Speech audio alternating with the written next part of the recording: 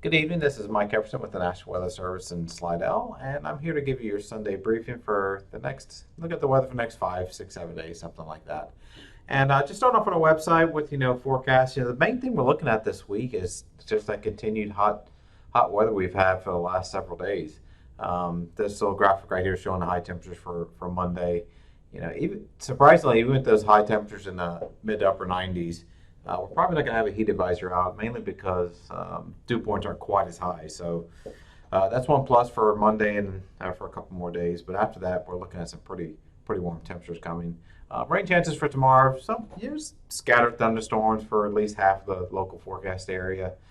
Just consider yourself lucky if you do happen to be under one of those thunderstorms, and you get a little break from some of the crazy heat we've been seeing. I'm going to go ahead and click on this next little tab, taking a look at the forecast. I just picked Baton Rouge, one of the cities out here, mainly because some of the high temperatures we have forecast are pretty extreme.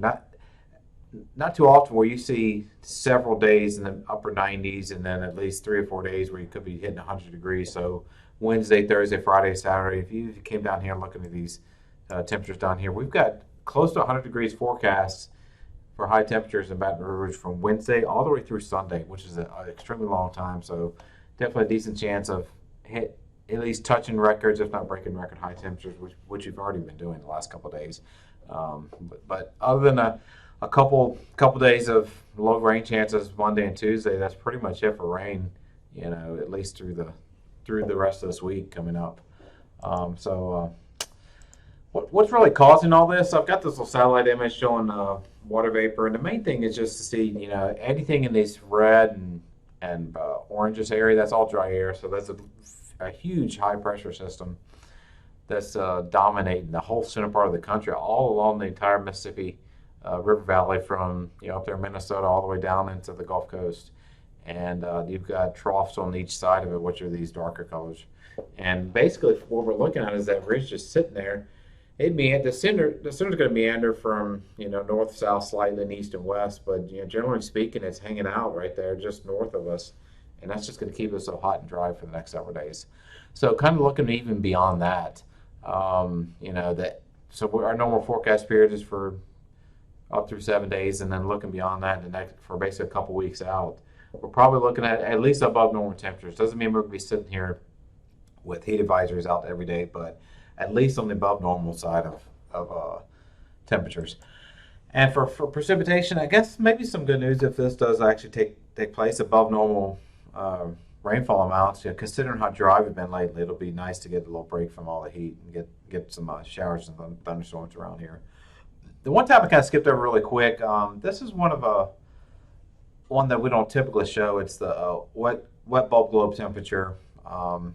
And I'm showing this mainly because just kind of give you an idea of how extreme some of the heat conditions. So I'm going backwards in time. I'm going to go ahead and start back at like Wednesday afternoon, where a large portion of the areas everyone is at least high, with a few areas popping in that extreme area. Remember, the wet bulb globe temperature definitely plays into like heat rest cycles, and how does heat actually affect the body itself.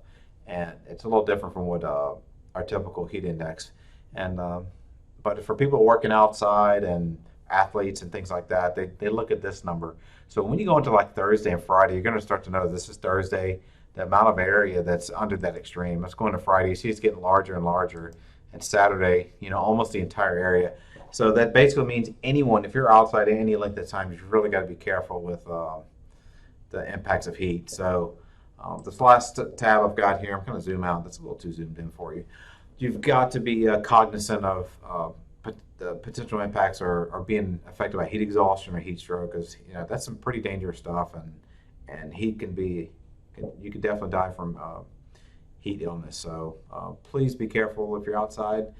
Even without the heat advisory tomorrow and Monday and Tuesday, we start getting into the latter part of the week. Really be careful if you're doing anything outside, and try to take breaks and get in some air conditioning if you can. So that's all I got. Thank you.